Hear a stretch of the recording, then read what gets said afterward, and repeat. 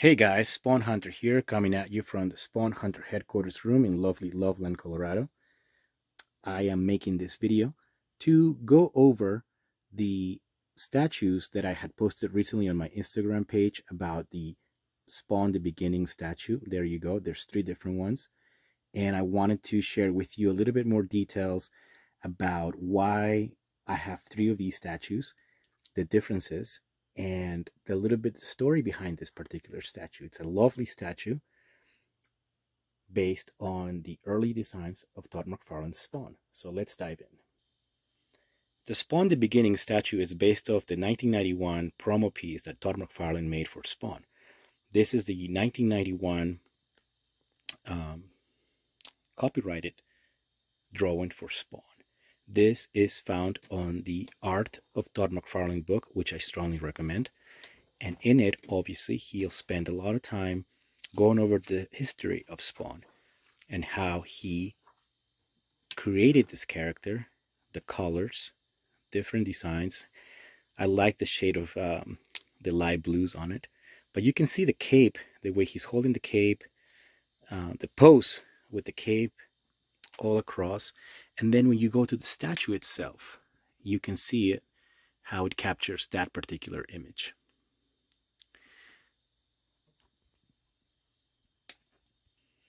Here's another promotional image for Spawn from 1991.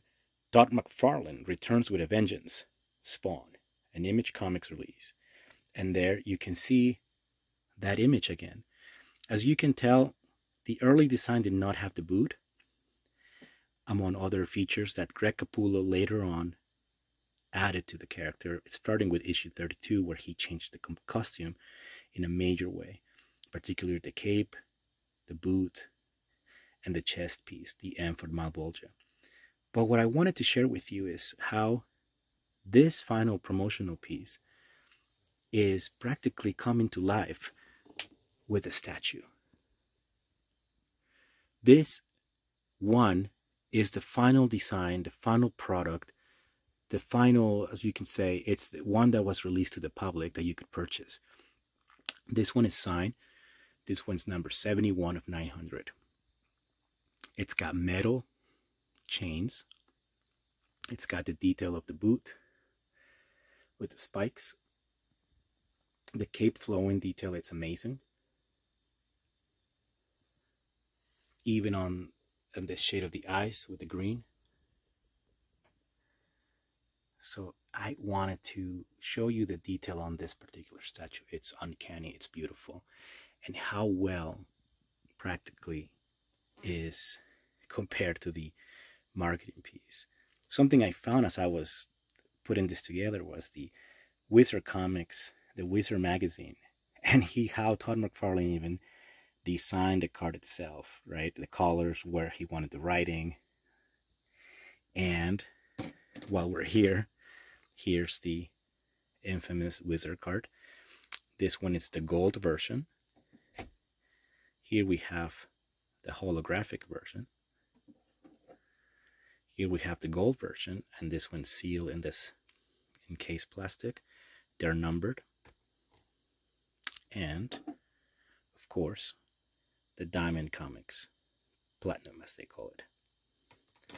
But all part of the design that Todd McFarlane had in mind for the character Spawn. There's the back, matching perfectly to the book. Pretty wild. Next, we have the artist proof statue. This one, honestly, when I compare it to the final production one, it's no different as far as the colors, the shade, the detail. The main difference, I would have to say, it's the artist proof base that, as you can see, artist proof of 900. But nothing else is different. Still the metal chain, the cape, and the materials used, the colors, everything looking exactly like the final production one. Lastly, we have this production sample that was never even considered an artist proof. But this one, if you'll notice, has darker tones, when you compare to the final product. And as you might have guessed it, it is also my favorite one. The darker on the cape, the darker, even the darker shades around the cape mostly, really, really highlights this particular statue. It's beautiful. Now, what the difference between, aside from the colors, is the base. The base has a signature already printed within the base. Spawn, the beginning, Todd McFarlane. So when this statue was about to be conceived, they, being the production team, talked about making the signature, instead of having him sign each base, to have it already signed. And Todd McFarlane decided to go with the sign plates, the number sign plates, which is great. Obviously, it definitely makes the statue far more special than just having a printed signature. Here's a look at the back of the statues, and you can tell right away how the darker sample production piece, how darker it is compared to the final production piece. I really, really like it. It just looks more in par with what we come to know in Spawn as, with the darker capes, the darker colors, and then these production pieces where have the lighter red.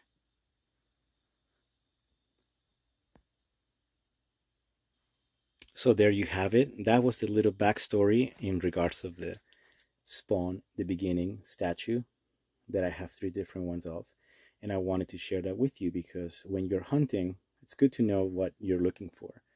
As I said again, it is based on his early drawing Spawn and how well it captures that image. Really, really impressive piece. Very hard to find these days. And there can be a little pricey. If you do happen to find one, obviously it's a great collector piece to own in a Spawn collection. Really cool statue. It displays really well.